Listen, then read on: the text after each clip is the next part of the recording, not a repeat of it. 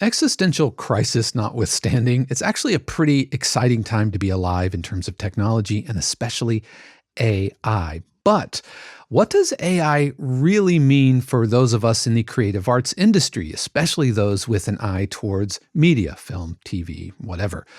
We've already seen AI completely decimate the stock photography industry, the stock graphic industry. Look at what Google's new VO3 is doing to the film industry and stock video industry. So, what can we do to help kind of protect ourselves against this oncoming apocalypse? Well, I believe that there is one very simple thing that we can do that's going to help future-proof our careers. And that's what I want to talk about today on this week's episode of the 52 Qs podcast.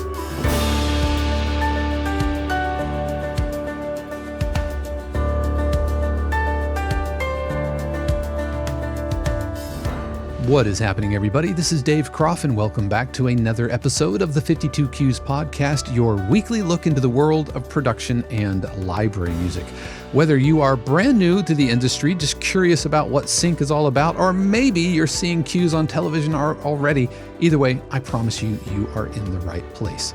As always, a huge word of thanks to the family, friends, and neighbor subscribers of 52 Qs who are composers just like you looking to write better cues and find success in sync. And 52 Qs is there to help with workshops, Zoom sessions, live streams, pitching to real music libraries, and a ton more. So if this is something that you might be interested in, why don't you head over to 52qs.com. You can join us. It is free to join, or you can stick around because I'm going to be talking about everything that we have to offer a little bit later in today's episode. Speaking of today's episode, I'm going to flip the format just a little bit because I believe that the topic of today, which is what is one very simple thing that we can do to help kind of future-proof our careers and future-proof our cues in terms of realism, in terms of humanity and uniqueness.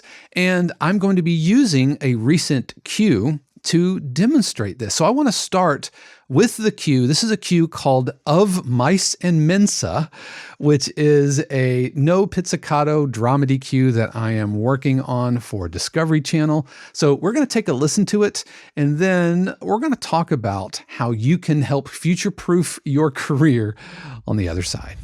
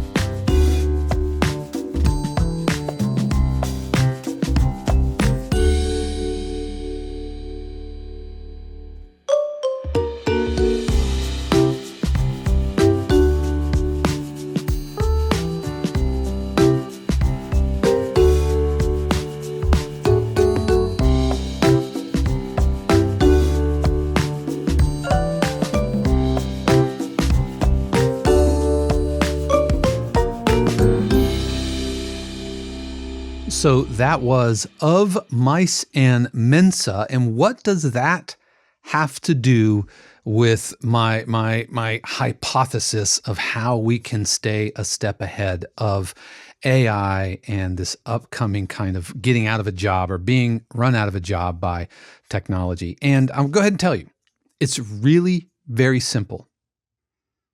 performance. At the end of the day, AI is really pattern recognition. AI trains itself on songs and cues and instrumental pieces of music, and it recognizes patterns. And so when it goes to create something, it kind of extracts from its database patterns, and it creates a string of patterns or loops or whatever. And in doing so, it creates music which is inherently repetitive, which is not a bad thing just by itself, but there is no human quality to the music that is created in AI. Admittedly, like Suno and Udio and these new AI tools are very, very impressive, but the advantage that as humans we have over the machines is that we have the ability to create something from nothing. Not interpret patterns, not replicate patterns or regurgitate patterns, but we do have a complex way of thinking about new ideas, creating connections which may not be obvious to a machine, and the beautiful human imperfections are the seasoning or the umami that separates robotic, formulaic pattern music from that of music created by humans. It's those imperfections. And I'm seeing this in like filmmaking, and that's what really kind of what started my whole thought process here. Because I've noticed recently there's been a really big uptick in this concept of capturing things in camera from filmmakers, whether it's sci-fi or whatever. Just finished watching Andor, for example, which is a stellar program, and it is very real. And of course, computer graphics are everywhere in that. But what makes Andor look so much better than something like a Marvel movie, which has an endless budget?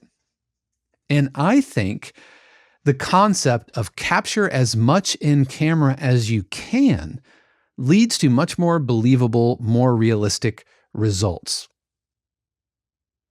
Because it's not that CG shouldn't be used in filmmaking, but the best CG is invisible CG, meaning computer graphics which help to enhance something that's already there, to support and to make what is there more polished and better.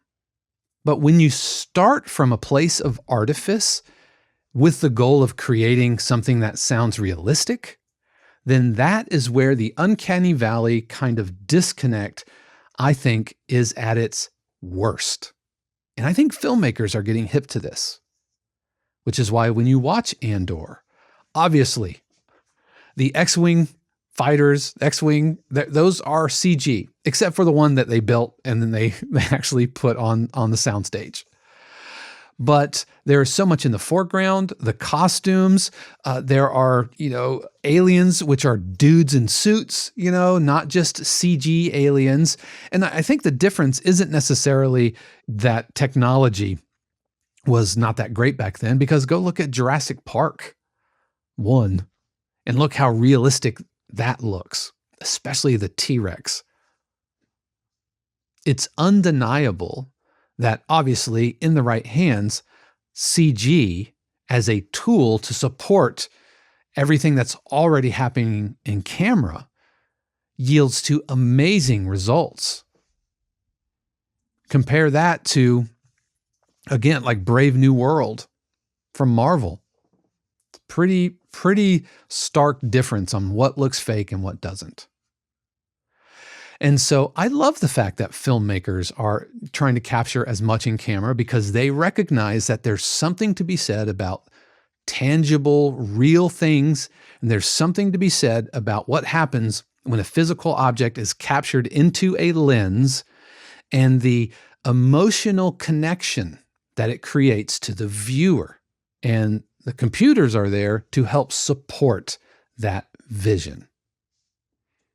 to maybe smooth over some of the imperfections, or maybe to add upon it, adding additional backgrounds. If you have one starfighter, one X-Wing fighter in the foreground, then let's use CG to paint a ton of more in the background. So what does that mean to us? What's the corollary here? I think as composers, we need to capture as much in camera as possible, just like filmmakers are doing now, and using tools like AI or mixing, mastering assistants, mixing plugins, loops, sample, all of those types of things. Anything that is not things that you are capturing in camera. What I mean by that is performance, especially if we're dealing with a genre or a type of cue that features instruments that otherwise would be played by humans with their hands. I think anytime you have a performance that we are trying to accomplish in the VSTs, then we should, as composers, do our absolute best to try to capture that performance, which means if we are looking to create that idea of capturing in camera, that means that maybe we don't spend a ton of time just loop dragging. Let's look at my drums, for example. Here is the drum part that I actually played in on this cue. We'll fast forward a little bit here.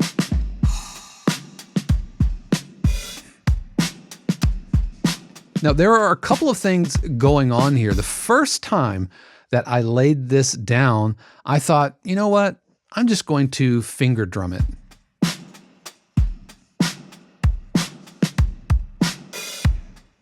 And it's okay. It's kind of boring, but what it is missing, and even from me being a drummer, keying it in onto a keyboard just lacks a certain authenticity.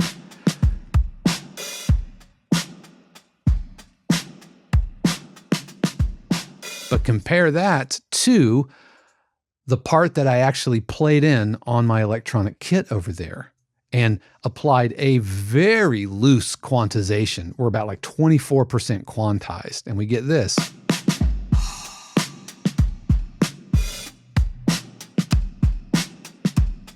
Let me go back to the original.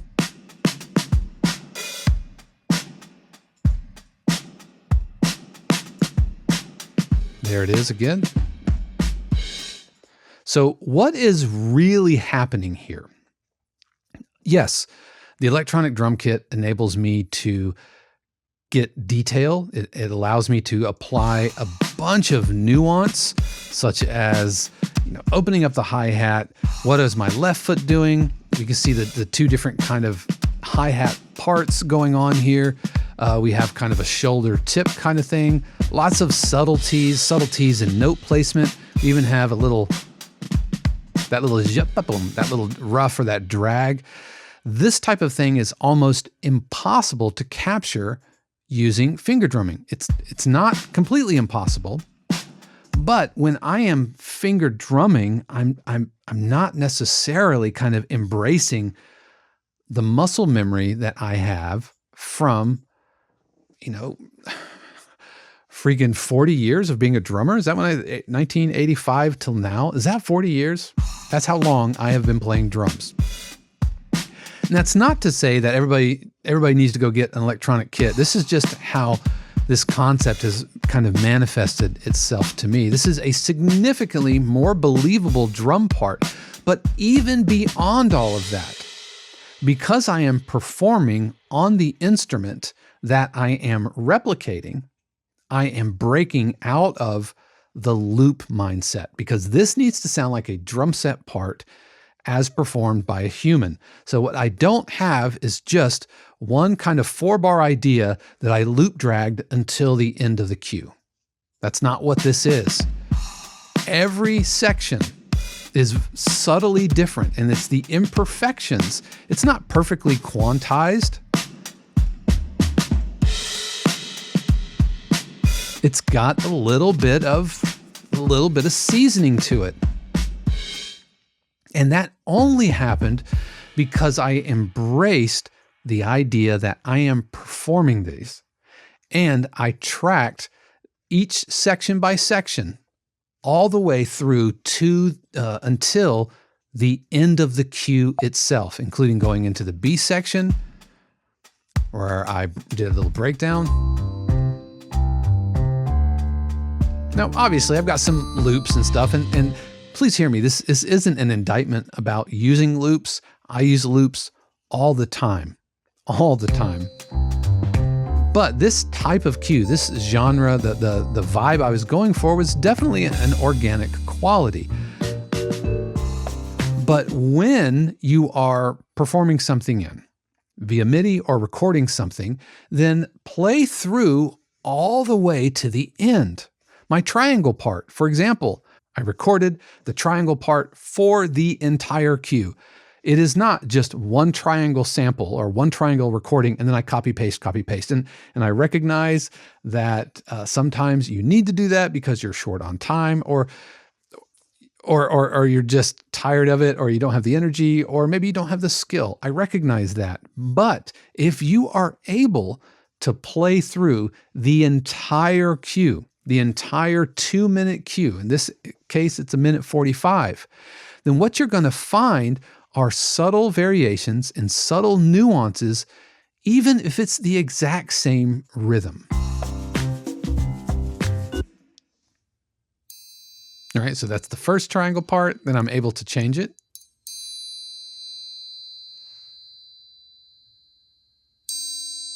That note right there is different than the note that came before it.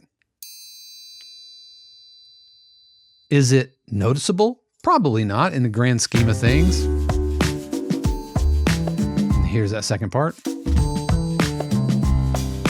It's pretty subtle, but all of these little subtle inconsistencies, the humanism, the organic quality add up. So what if I record a full track of triangle? Then I record a full 8 bars of my conga parts. And the conga parts are it's the same pattern.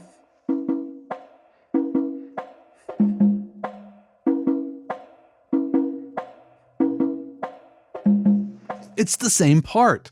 Why did I record a full 8 measures if it's the exact same 4-bar pattern? Or no, this is 12 measures, isn't it? It's because I want the inconsistencies. I want the performance. As producers and composers, I think we should think about writing as capturing performance as much as we can within our own skill level. As much as we can and as much as it makes sense. So when you see my vibraphone part, for example,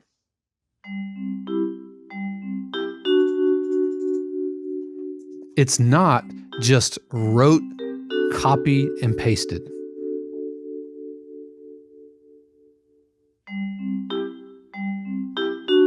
Some subtle velocity differences, some subtle articulation differences, and it allows me to expand beyond it.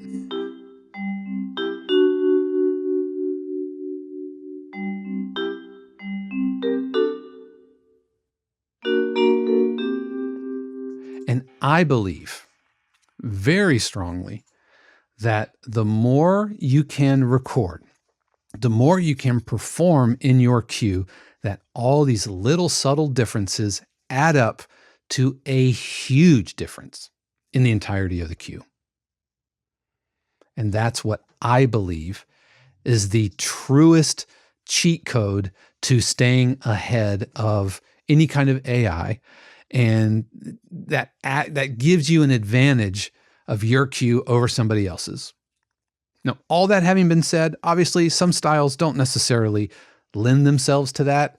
Hip hop, especially since it is very sampled focused, you probably wouldn't do this. But what about your tension cue? What about the cue that you're putting together and it's a happy clappy ukulele cue? And yes, the melody is the exact same melody for a minute straight. I want you to consider playing that melody for that full minute and see what happens. Go in there, ease up some of the quantization if it's a MIDI instrument. Don't put it exactly on the grid. Any instrument that would be played by humans with their hands and you are performing it virtually, I don't believe should be 100% on the grid quantized. I'm sure there are exceptions to this, but this is the approach that I start with. Even if it's a 1-bar pattern, I will perform it throughout the entire cue, and I believe that adds up to a huge, huge effect over the course of the entire cue as we look at all of the layers together. So listening to, going back to the cue and listening to my kind of Magoo drum pattern here.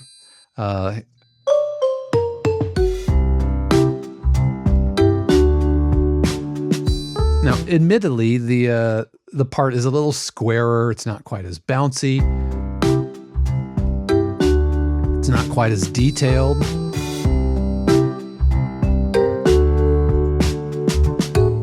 Compared to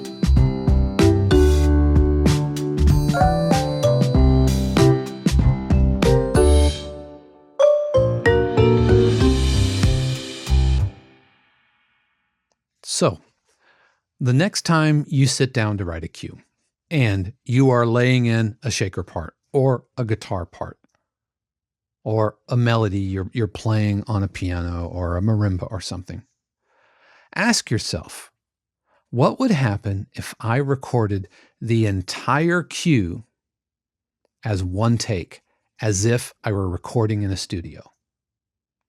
Start with that. Let me know how it works out for you. I almost guarantee you that you're going to end up with significantly more believable results. Now, it does take practice. You might need to go in and do some cleanup. And if you're dealing with a style, I already mentioned hip hop, but also EDM or like lo-fi or whatever, it might lend itself towards loops and repetitive song chunks. But if not, if you are writing a trailer and you have a string ostinato, what would happen if you performed that string ostinato throughout the entire cue, or at least the full section, instead of taking a 1-bar chunk or a 4-bar chunk and just copy paste, copy paste, copy paste? I wonder how your cues would improve. And that's what I believe is the key to staying ahead of any kind of AI, which is looking to supplant us in the industry. And I would make a wager that not only will your publishers notice, I believe the editors and music supervisors will notice, because there will be something about your cues that just sounds more human. But what do you think? Have you tried this before? Have you tried recording, even in MIDI, recording an entire take before you reach for the loops, before you just record 4 bars and copy paste, copy paste? I would love to hear from you. Please let me know in the comments below. I do read all of those comments. So that's all I got. Short and sweet today. In fact, I'm not even going to run the 52 Cues ad in the middle. If you want to join us at 52 Cues, head over to 52cues.com.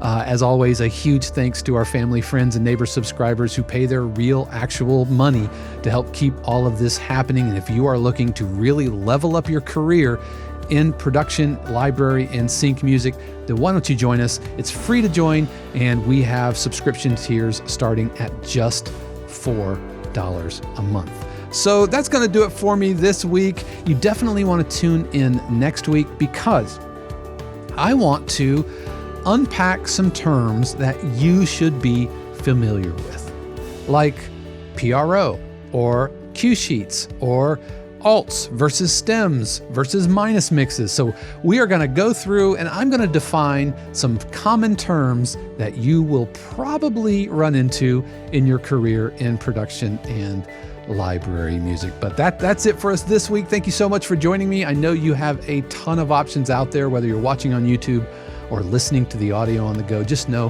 that I appreciate you spending part of your day here with me. And I hope you've had a great week. And if not, I trust that this week is going to get better for you. How do I know that? It's because I trust and believe that the universe has amazing plans just for you. Until next time, peace. The 52 Qs podcast is copyright 2025 818 Studios, all rights reserved. The music played on the podcast is copyright of their respective owners and is used with permission and for educational purposes only. For more information, including joining the community, submitting your cue for review, or becoming a member subscriber of 52 Qs, head over to 52qs.com.